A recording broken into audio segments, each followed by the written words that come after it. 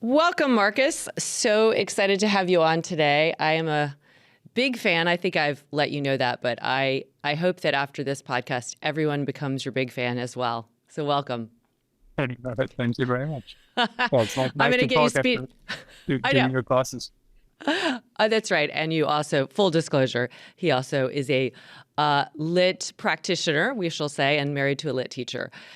Let's just start off right away. How you got into the profession. Can you describe your profession and what inspired you to go down this route?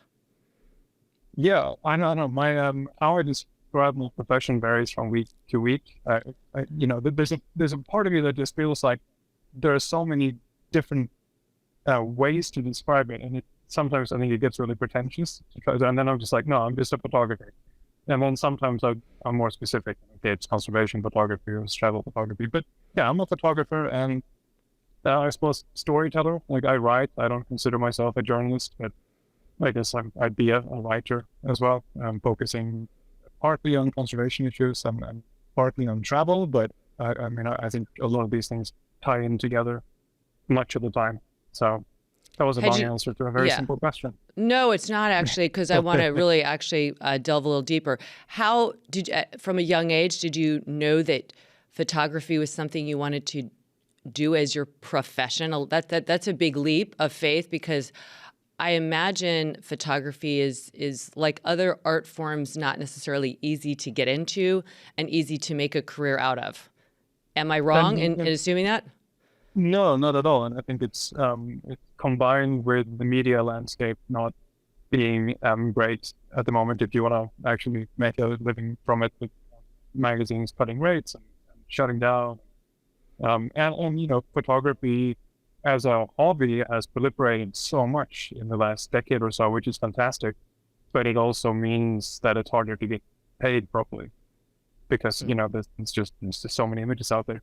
I went through a short period in my early teens, I think, when I was slightly into photography. Then I didn't give it another thought for a long time. I had a previous career as a personal trainer in my early 20s, and then I studied conservation. I didn't really get into photography until halfway through the conservation degree. And then I moved to Kenya when I finished my degree. So I studied in Australia, in Tasmania. And luckily, I was completely delusional about how good I was as a photographer at the time. I decided to invest in more equipment and give it a proper go. I look back on it later and I don't know what I was thinking. I was awful. But I'm glad that I thought so, because as it turned out, I did have some hidden talent there somewhere.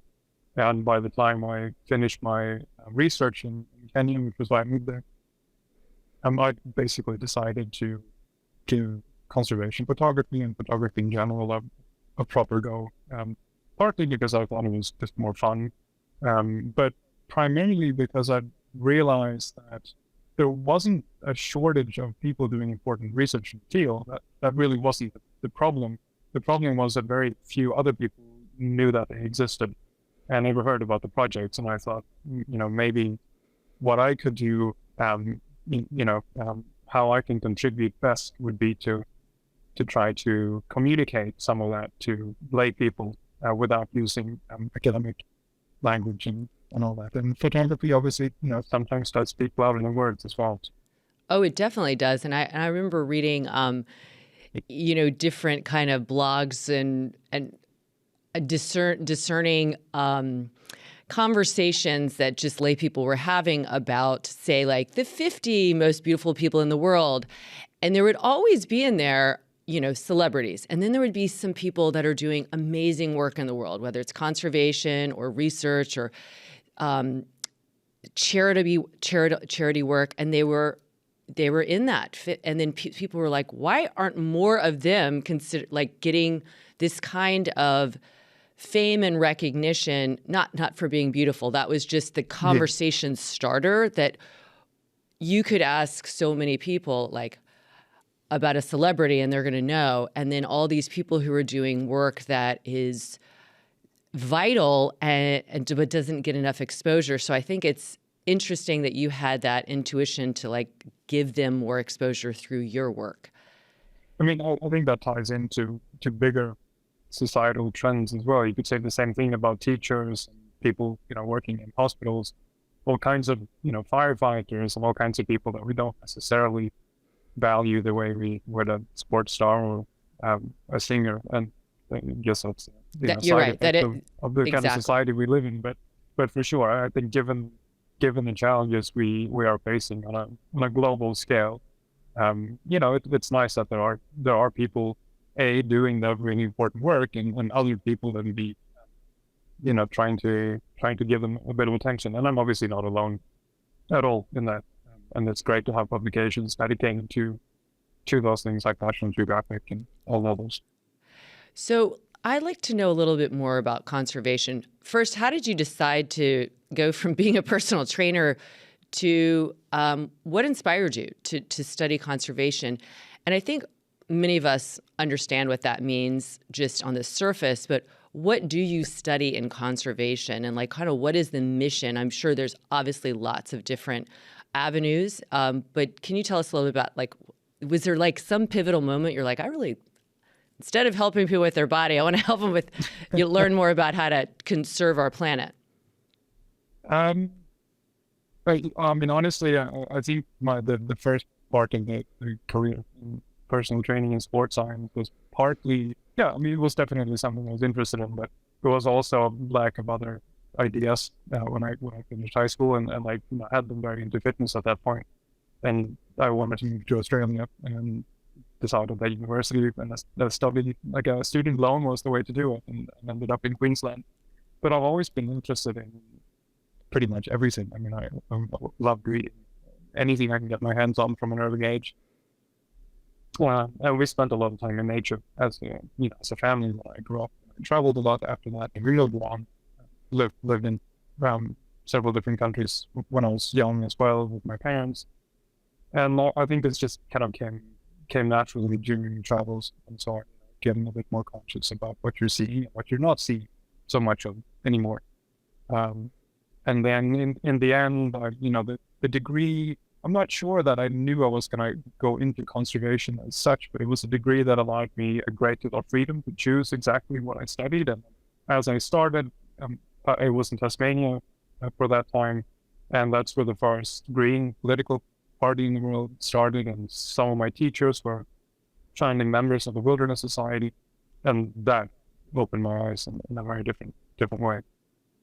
I was assuming probably growing up you had some the ethos in your family. I think that's, I remember watching my mom recycle, and before recycling was big, and she would like gather everything, and there's like one place in the entire state that you could go and take recycle. And so she had that.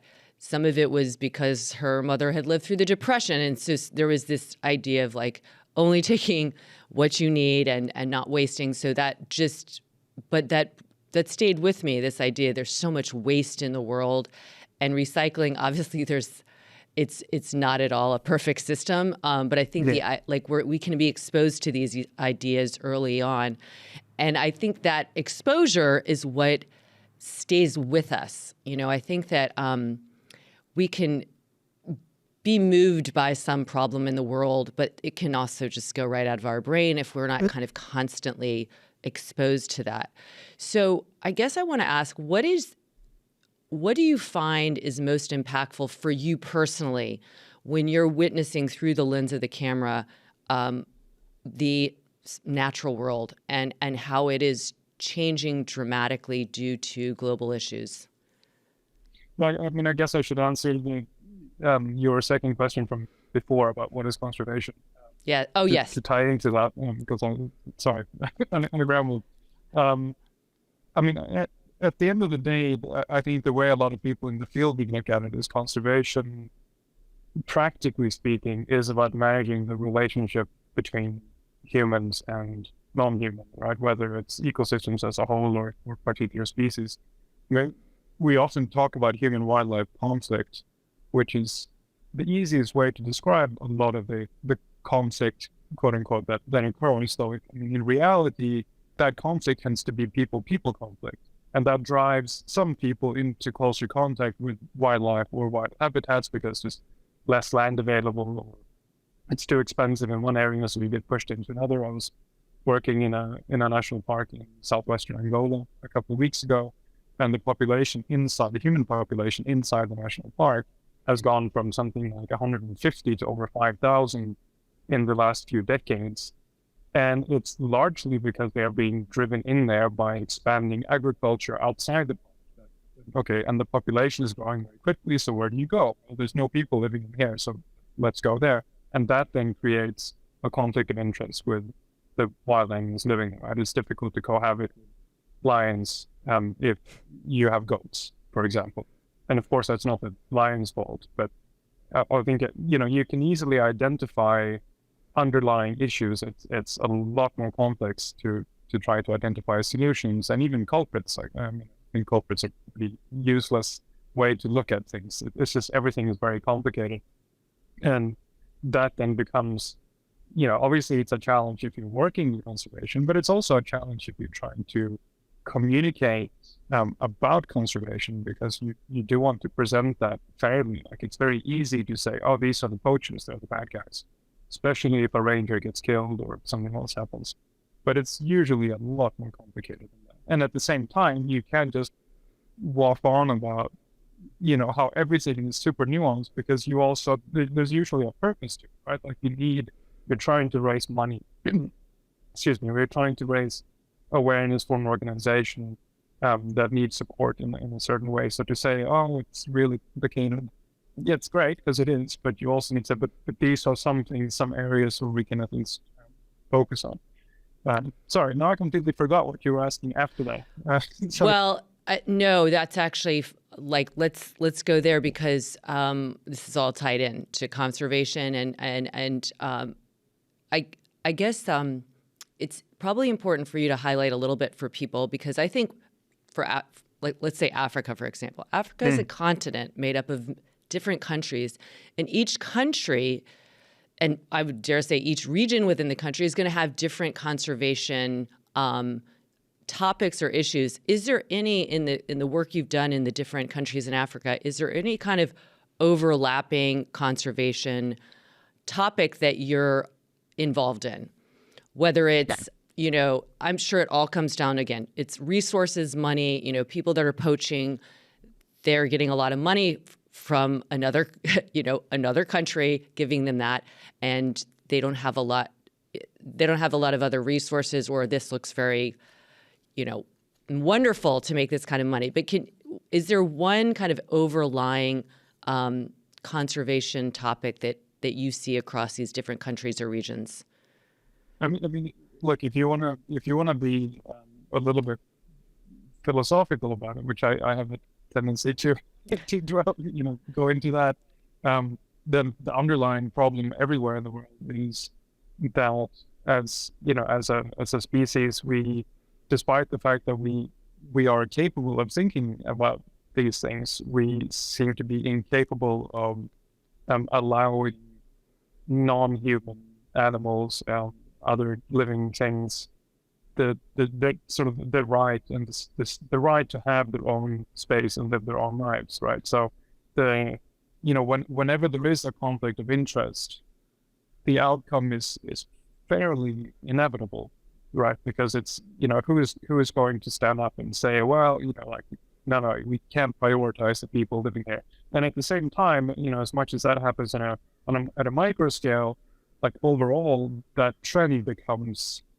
it's so detrimental to us and to the planet. There was a recent study now saying that only about 3% of the world's ecosystems are functional, in the sense that they have the predators they need, they have all the stages in the food web. That doesn't mean that they're completely intact. It just means at least they are working more or less the way they should, and that's pretty scary. But the underlying issue, if you want to be a bit more concrete, everywhere in the world, is that the human population is growing. And that means that we need more land, or we think we need more land.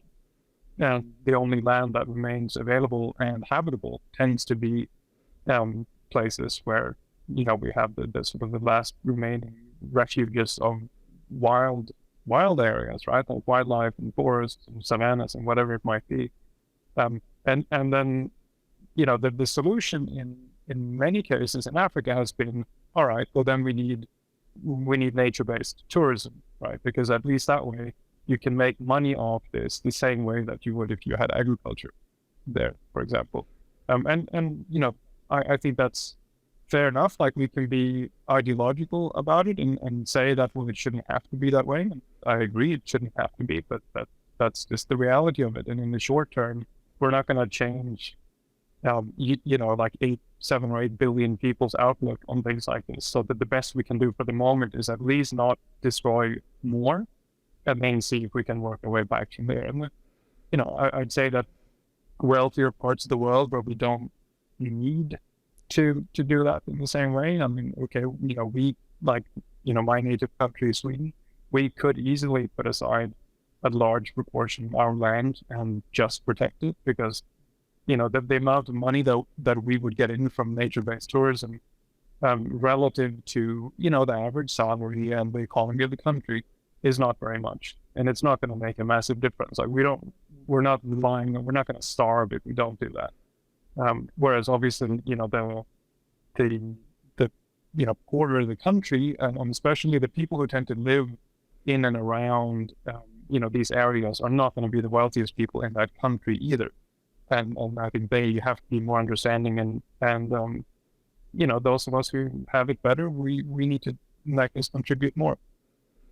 So do you think for those countries that don't have the same kind of resources that we do, that are living closer to wildlife and whatnot, how impactful is education in terms of educating them about, like, anytime I've gone to Africa, the wildlife conservationists there say, we're really working with the locals to have them be involved and understand how important it is to maintain the wildlife, to take care of them, to not harm them, to not whatever, because ultimately that's going to benefit them. And then a lot of them will be hired by different type of tourist agencies. And so educating them about how protecting their country, the animals that are inhabiting that, is really important for their own kind of, not survival, but, just not struggle, I guess. What are your thoughts on that? Do you agree with it? Yeah, 100%. And if you look at the kind of more successful, I guess, like wild protected area management NGOs, like African parks, for example, the relationship with the communities come first and foremost. It's the only way to do this long term. But another reason that you do it is, of course, that's at least, again, it's something concrete you can do on the ground. Like, you can influence people, living in a relatively small area by providing services, right? You can put in boreholes, you can hire people for jobs. Again, it's not generally that people don't care. It's just you've got other priorities if you're trying to put food on the table, just like, we do in our parts of the world as well. I mean, I find that there's often quite a lot of hypocrisy from where we come from, right? Because we do expect people in living adjacent to wild places in Africa to put up with whatever they need to put up with, because of course we can't lose the elephants and we can't lose the lions. And I completely agree. But in Sweden right now, we're going through the biggest wolf hunt in decades, trying to bring down the population to the minimum number that could potentially, like, still carry the species forward. And that's a very, very different way of looking at it. I mean, I could imagine how people would react in Sweden if Kenya decided that, we're going to shoot as many lions as we can without risking that they go extinct. And but again, like, by working with local populations, like, it's obviously very productive, especially for the long-term, cohabitation of people and wildlife.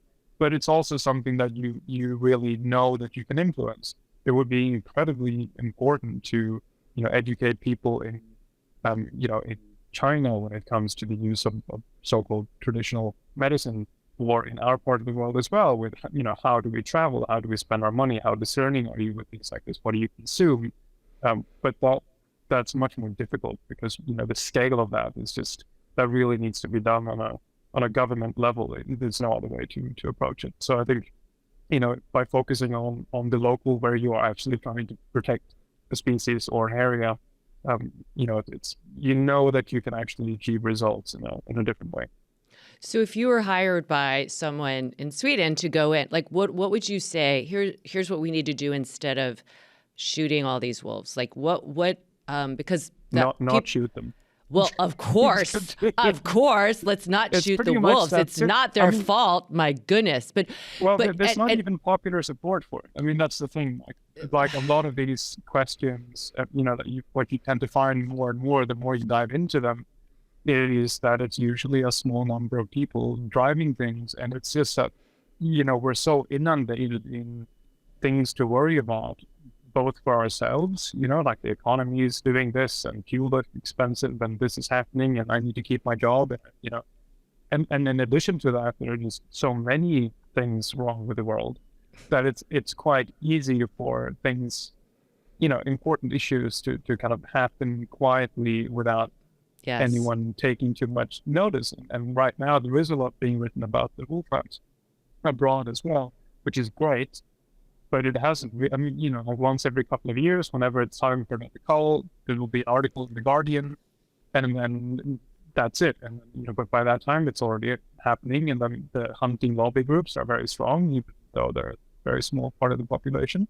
The rest of the people want to keep them, but it's not important enough for most people compared to the many, many other things that they're going to expand the same amount of energy on it as the people who actually do want to shoot the wolves or clear cut the forest, or whatever the issue may be. Can you? I'm not going to assume that you have the biological background of the vacuum that's then set forth when you take down a bunch of different. If you killed all these wolves, but can you explain to people, because this seems like a simple procedure. There's an overpopulation. Let's just wipe some of them out. But not only is it incredibly unethical and cruel, but what else? Does it really solve the issue? Well, there is no issue to begin with. I mean, there is no overpopulation. That's, Spain and Italy both have almost 3,000 wolves each, and they're, Italy is smaller than Sweden and has 6 times the population of humans.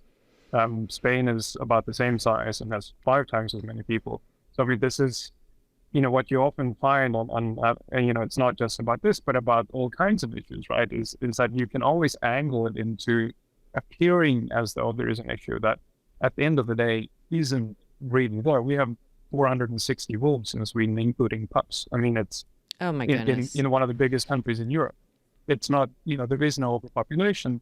But if anything, if you want to look at what would be argued that the issue is it comes back to that philosophical point, right, about who has the right to do what. And so, hunters, you'll find the hunting lobbies complaining that, well, they're killing, the wolves are killing too many of the animals that I'm allowed to shoot.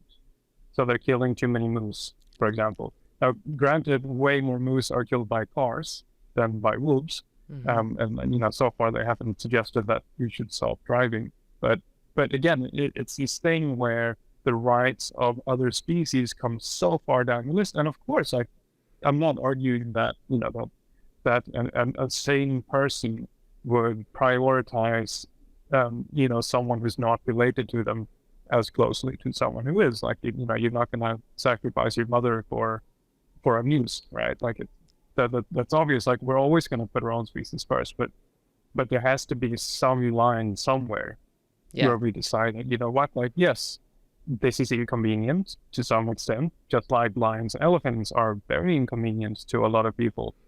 But, the solution is not to shoot them all. We need to find a way to coexist and to start arguing that, well, like they're intruding on our territory. It gets a bit silly, or like they're intruding on my rights to shoot moose. It's like, but shoot fewer moose. I mean, it's like no one is forcing you to do it. Exactly. Well, and that's just, I mean, that's kind of a ridiculous notion that they're just making it inconvenient for, your pastime or your passion. This is really coming down to speciesism, like you've been mentioning that. And speciesism is this idea that, we think, we're so oriented to making everything about us, even if we're not highly aware of it. Yeah, So, no, it's tied into pretty much every ideology we have. I mean, quite naturally. And like I said, it is natural. Like in many ways, it will be, it would be strange if every society on Earth hadn't thought like that. But I mean, there's at some point you just have to wake up and this assumption that we have some greater moral right simply because we're born human. That can be questioned, and it should be questioned. It doesn't mean we need to start removing rights. It just means that we need to, recognize that we're not the only ones who have the right to this. Exactly. So I'm curious, how has that, and I love that that's like your ethos, how has that dictated other aspects of your life? And I'm probably thinking about the purchases you make and, and obviously your passion and your job as a wildlife conservationist photographer is reaching thousands of people. But how do you personally implement this idea of trying to do the least harm and the most good and do it from a place of caring about other species? I mean, in some ways, I would almost flip that on its head and say that, of being interested in topics like that is the end result rather than, okay, how do I adjust my life to fit with that? I mean, I think, often when asked about advice for, budding photographers and people who want to get into that field, what are the most important things to think about? And I tend to say that, look, I know it might sound tacky, but honestly, like, kindness is the biggest advice, best advice I can give. And you're not different as a photographer than you are as a person or in any other profession. Like the same ethos should really be part in everything you do. And absolutely nobody can get anywhere close to being perfect. Like the way that our world works, you're always going to have a carbon footprint and you're going to cause harm, without even being aware of it and all the rest of it. And I don't think we need to go around and be guilty about that. I think there's a tendency to I don't know, like simultaneously try to do too much and too little. Like, on the one hand, we should feel terrible about so much, and on the other hand, it's like we need to solve the biggest questions on the biggest scale. I mean, honestly, like the most important thing you can do is probably just try to be aware of avoiding causing unnecessary harm whenever you can. And yeah, but like there are some concrete things, of course, like you can avoid, food waste, or you can eat vegan, or, all kinds of things. But it can also just mean just smile at people. You know what I mean? Like you just don't know, like, and think before you react to things. I think if there's one tattoo I need to still get somewhere, it's respond, don't react. Yeah. Just take that short break first. And it's not really like the butterfly flaps its wings and there's a hurricane somewhere else, but things do have knock-on effects, and you don't know other people's stories. You don't know how the dog on the street, like what's actually going in his or her mind and how a dog's mind works. Anyway, like if you can avoid being unnecessarily cruel, then do it. But don't go beating yourself up when you make a mistake or when it doesn't work out. That's a very good, yes, it's like the golden rule, and it should apply to all beings. Like you said, if you saw a dog on the street, or if you're hearing about the wolves and it's bothering you, I mean, we do want to be, I think we are instinctively kind, and then just a lot of stuff gets in the way. It's like the problems of the world and the problems of our own you know, home life or inner world. So what are some things that you've been told that your photography has evoked for people that has made them shift in their thinking and maybe pay a little more attention, maybe be a little less reactive, maybe be a little bit more kind? Have you had input on that? I mean, I specifically write quite a lot about those topics. So, I mean, you know, I think to some extent I'm, I guess, gathering an audience of people who don't just look at the pictures, which is nice. I mean, you know, I think photography can be powerful, but I do write quite a lot about just trying to, you know, slow down a little bit, be nuanced. You know, as much as I come across probably sounding harsh about the hunters in Sweden, the truth is, if I was actually in a conversation with them, I wouldn't sound anything like that, because as strong as my own feelings might be, again, you've got to see where other people are coming from, or they're never going to listen to you. You know, why should they? Because they'll have very strong opinions as well in the opposite direction. And I think, you know, so I do try to bring up complex topics, but without passing judgment, not because I don't think that there's ever judgment to be passed, but because I think it's essentially a waste of time.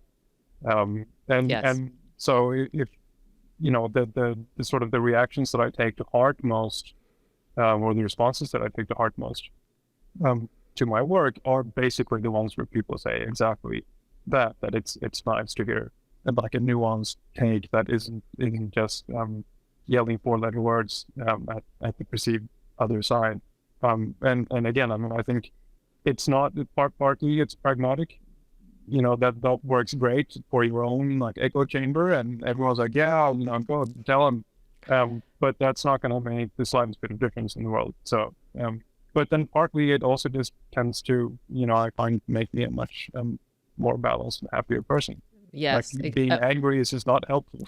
No, it isn't. It isn't. And that's the thing, is that there are so many things people can get really angry about, sad about. And I think just finding that balance, and it sounds like you're just a wonderful medium, literally, in the way that you handle, you know, being a witness, being an observer, being a kind of exposer, for lack of a better word, and doing it in a way that is inviting people into the conversation versus telling them how they should be, right? We never want to tell people how they should think or feel, but being that we want to, but no. We want to, right? Of course, behind the scenes, but in reality, like you said, at the end of the day, it's not effective. So that's kind of a waste of energy, but it's also like, I always think, what is going to be best for the animals when I'm trying to be a voice for them? And it's certainly not shaming people,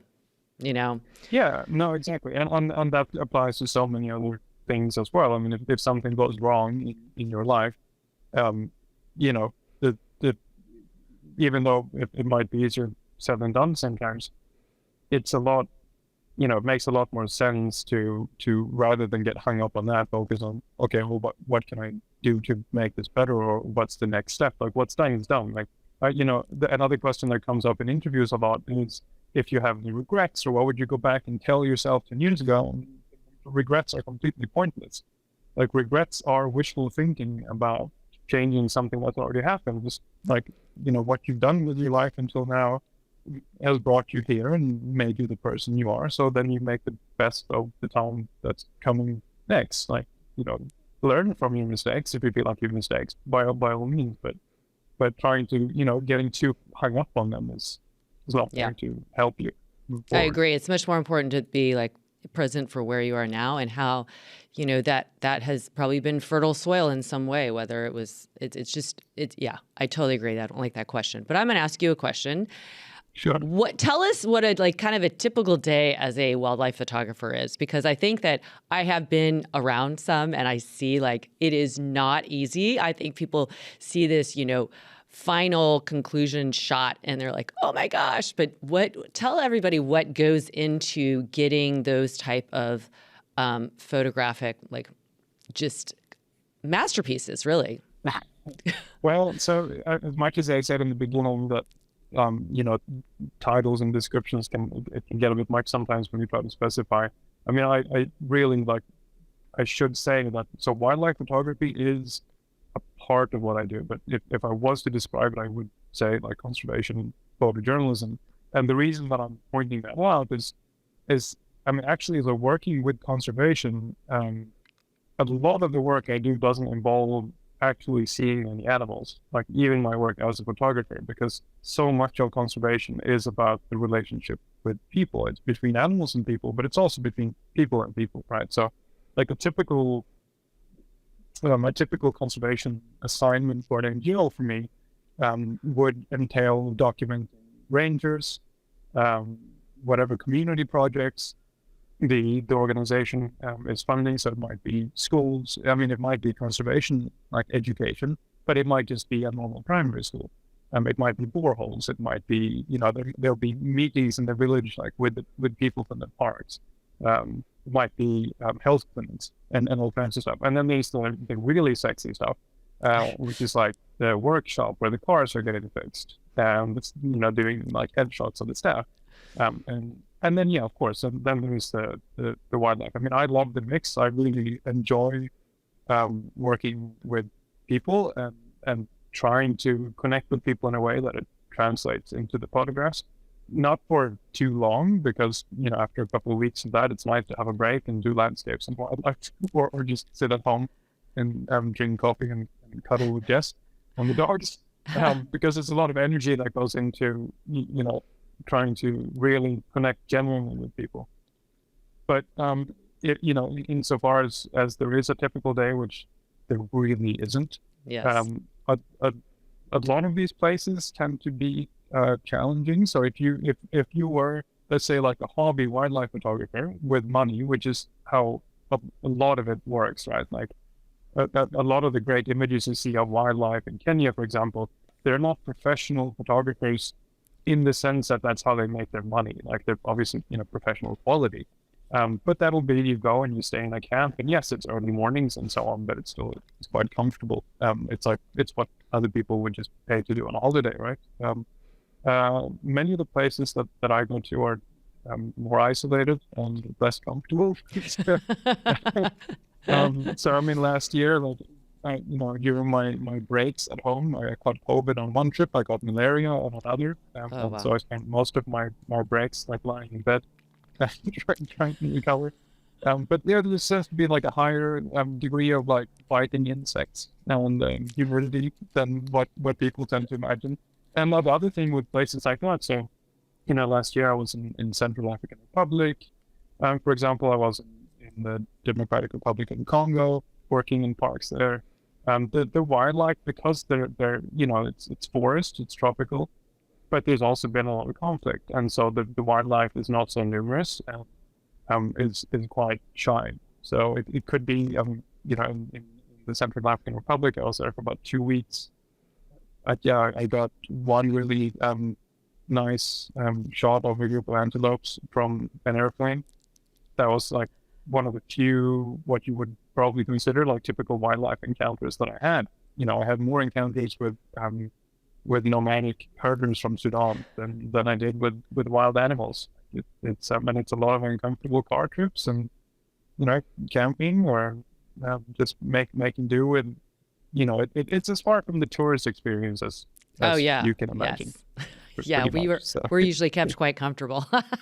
Yeah, no, which is great. And I mean, I have some jobs that are like that, and that's fantastic. I mean, then really the main difference is that it's just more focused on getting the images than otherwise. But that same kind of theme from the mindfulness, I think, goes through that as well. Like I really try not to worry about the images, and if you miss a shot, then okay, like that's fine. Like you need to make sure that you're enjoying the experience and not regardless of whether you get the shot you're after. And I mean enjoying in the sense that it's this is what I would choose to always spend my time doing because it's so comfortable and wonderful. I mean, it can be uncomfortable, but discomfort passes, right? It's a temper. It's a fleeting thing.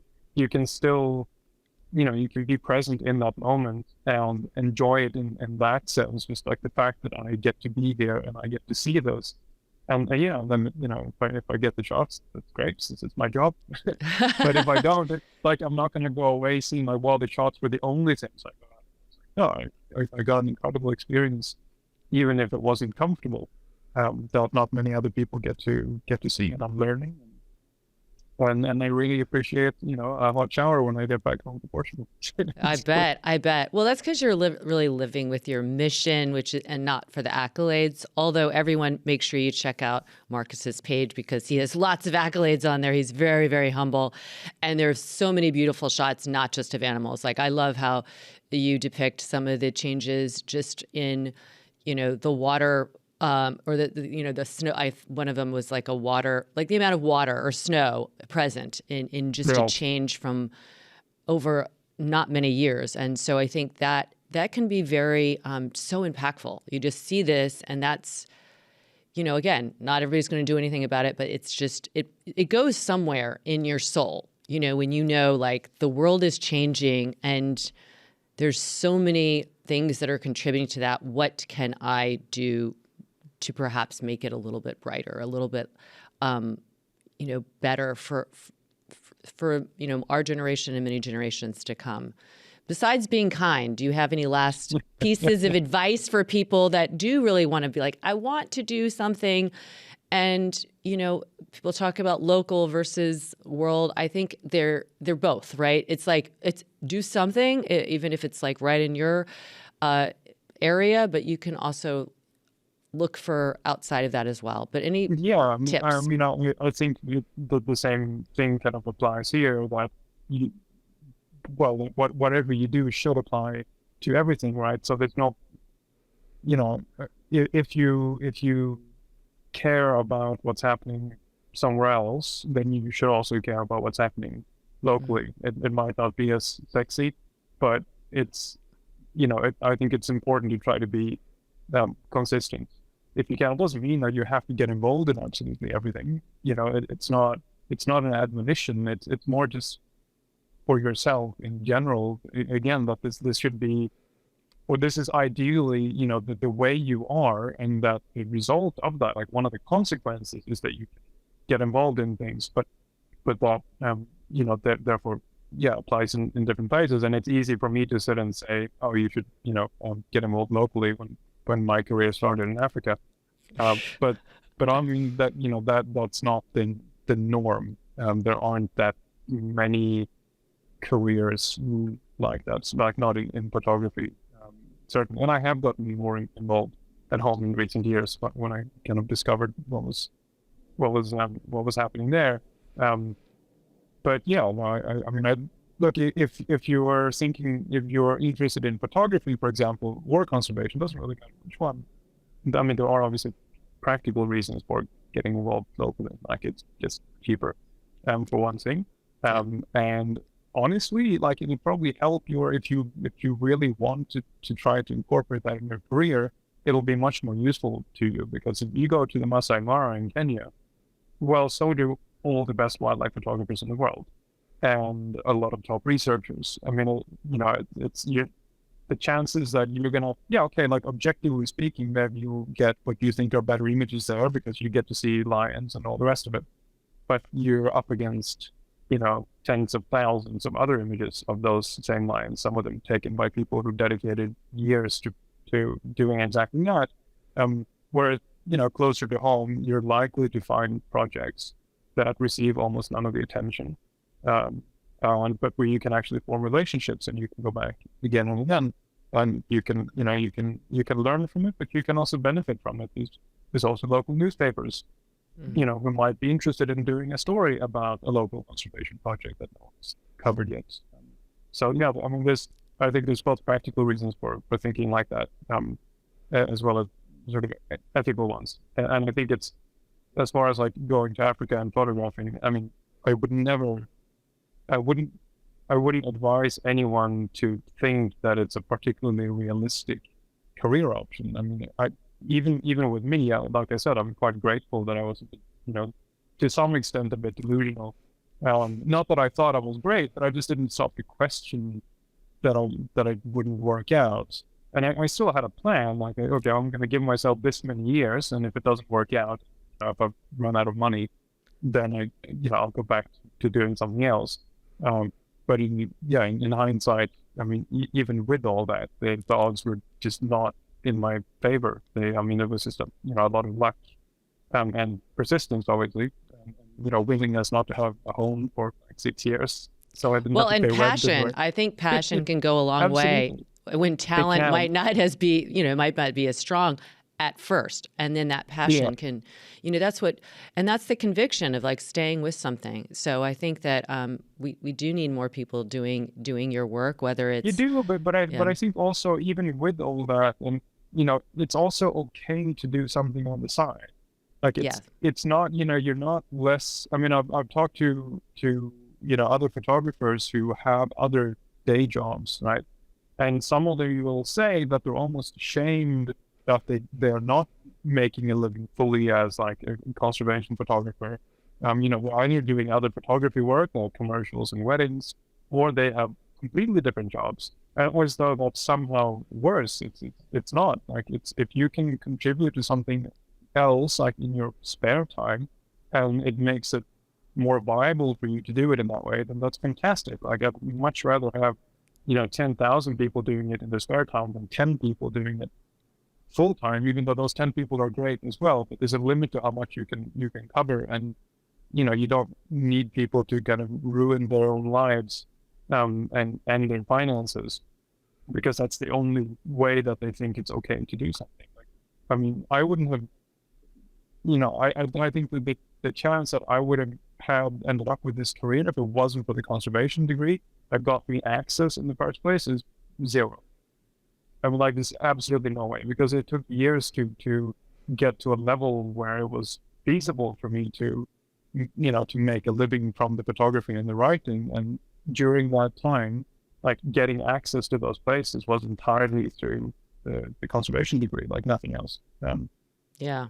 It's kind of like yoga teaching, like a lot of people can't do it full time, and they shouldn't be ashamed that they have another job, but it's just, I think this is all part of it. Well, let's end with bridging this into LYT. I know that you've been practicing LYT. Has it helped you when you're like squished in a Jeep or in a tent uncomfortable? How are you, how has your lovely wife, Jess, who is on our LYT Daily platform on Prime? She's amazing. We love her. But how has LYT impacted your life at all? Well, yeah, definitely much more aware of my core when on a bouncing car. Oh, yes, that's true. No, look, it has, it's been challenging over the years to try to combine like a real interest in staying healthy with a very intense job in uncomfortable places. I often have very good intentions ahead of big trips, and this is what I'm going to do. And then, after a few like 4:30 starts and long days and not much food, then that goes completely out the window. So yeah, I mean, just the big, I have to say, like, the change, and I do love the change with Jess as well, like, since she started LYT, as opposed to kind of general yoga practices, that it has just felt so much more useful, because it just makes more sense. I mean, for obvious reasons, like, I'm very science-based as well, so I like when things add up, and you buy the explanations. But I think that, like, that focus on body awareness and emotion awareness, I guess might be a way of putting it as well. Like, it's made it easier to do shorter stints of things and feel like it makes a difference. But actually, like, I guess to tie it back with the general theme, like, it's made sense because I feel like it can be applied to other situations much more easily than other forms of training, just because it goes back to the basics of how the body actually works, and you being able to control movements and so on, and that you can do even if you're not on a yoga mat, which I've had to stop bringing because I just have too much photography gear. I Yeah, can't I store it know. away I know. anymore. So, Yeah, you can always just spread out something. Well, I love that. I love that. And I love seeing you on her videos. I could talk to you all day. I love everything you're doing. I would love to do some kind of like yoga retreat, photography, conservation, all mixed in it. So we'll have to talk about that sometime. But in the meantime, can you tell everybody who's listening where they can find out more about you and all that you're doing, see your photography and your writings? Of course, your writings are also beautiful, I should mention. yeah, the easiest is probably Instagram or Facebook.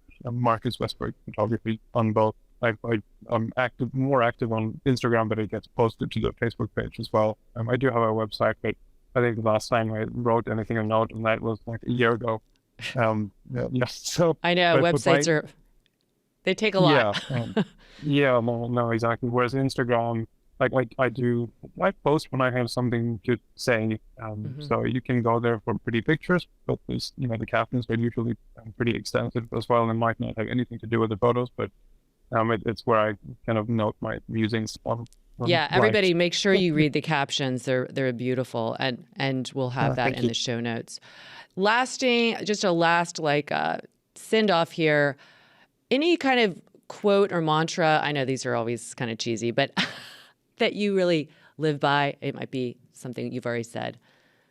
Yeah, if there is anything in terms of all, but like the catchy quote would be respond, don't react, which Mm, I'm not sure if it's quoting anyone in particular, but it definitely came out of Sam Harris and his kind of mindfulness, both the waking up app, but also just some of his talks on mindfulness, which I really enjoy. Um, and then yeah, I suppose it's not really a quote, but I think it's always useful, especially when you risk getting into arguments or reacting to something too quickly, to just ask yourself, is it necessary? Is it kind? mhm. Or maybe the other way around. Is it kind? And if it's not kind, is it necessary? Yes, Probably makes more I sense. live. Yes, I live by that too. Is it kind? Is it necessary? Yes, I love that. And that it's okay. Like, we're not always gonna live up to it. And Hmm. it's fine. And Right, it's that's part of being human. We're not perfect, but I think yeah, you just try again next time. yes, and let's just really embrace this world and not just we want to be nice to other people, but we also really want to take care of our animal brothers and sisters who